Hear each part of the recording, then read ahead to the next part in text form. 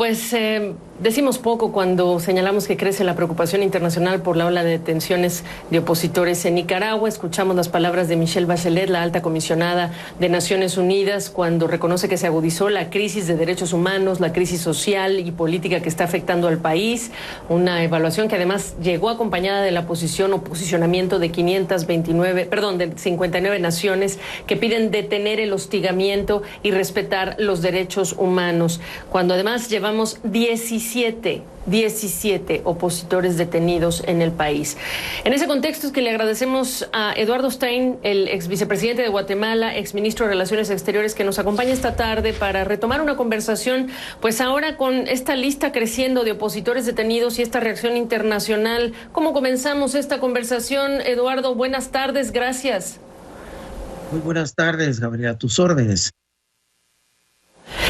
Hablar de los pronunciamientos que se han escuchado en las últimas horas y pareciera que el régimen de Daniel Ortega sigue desafiante.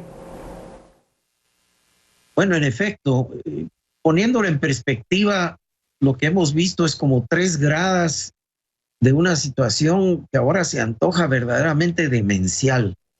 Una primera fueron las capturas en el marco electoral de todas aquellas personas que podrían haber sido o quieren ser candidatas o candidatos a la presidencia. Una segunda grada en el marco político general, no necesariamente de potenciales candidaturas, sino capturas a candidatas y candidatos, no candidatos como Violeta Granera, al expresidente del Consejo de la Empresa Privada, y una tercera grada que es todavía más extraña, es en contra de los grandes empresarios que en algún momento fueron aliados de todos los planes de inversión que el presidente Daniel Ortega estuvo promoviendo con inversiones de toda América Central y de más allá, en donde hay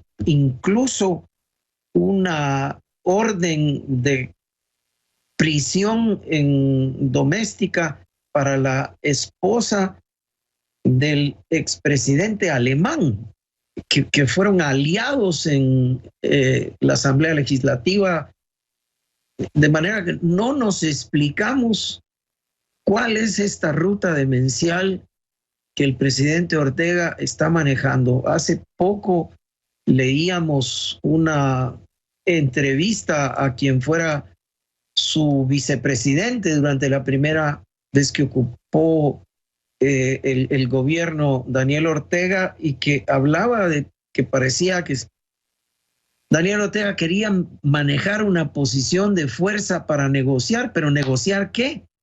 Va a negociar su permanencia en el poder a cambio de rehenes, porque es todo lo que tiene que ofrecer, rehenes. Don Eduardo, entonces la pregunta aquí es, ¿qué hay que hacer? ¿Qué hay que hacer? A estas alturas la lista sigue creciendo, los pronunciamientos se multiplican, ¿qué hay que hacer?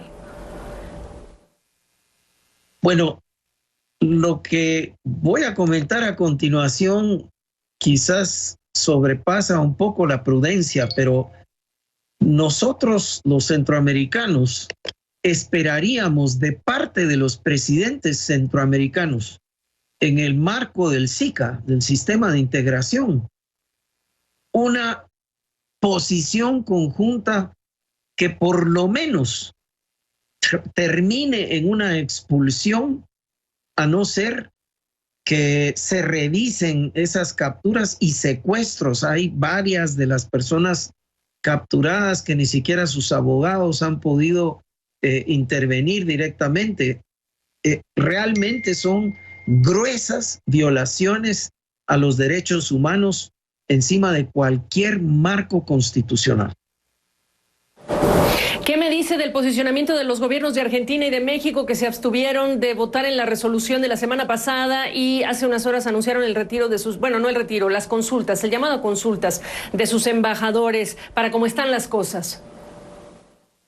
Bueno, como ex canciller de la República, le puedo decir que el retiro de embajadores de una sede diplomática, aunque sea para un llamado de consultas, es en efecto un signo público muy vigoroso, muy fuerte, y que contrasta con lo que tú mencionas de que se abstuvieron de respaldar la decisión en el seno de la OEA cuando hubo una mayoría abrumadora, pocas veces obtenida en el Consejo Permanente.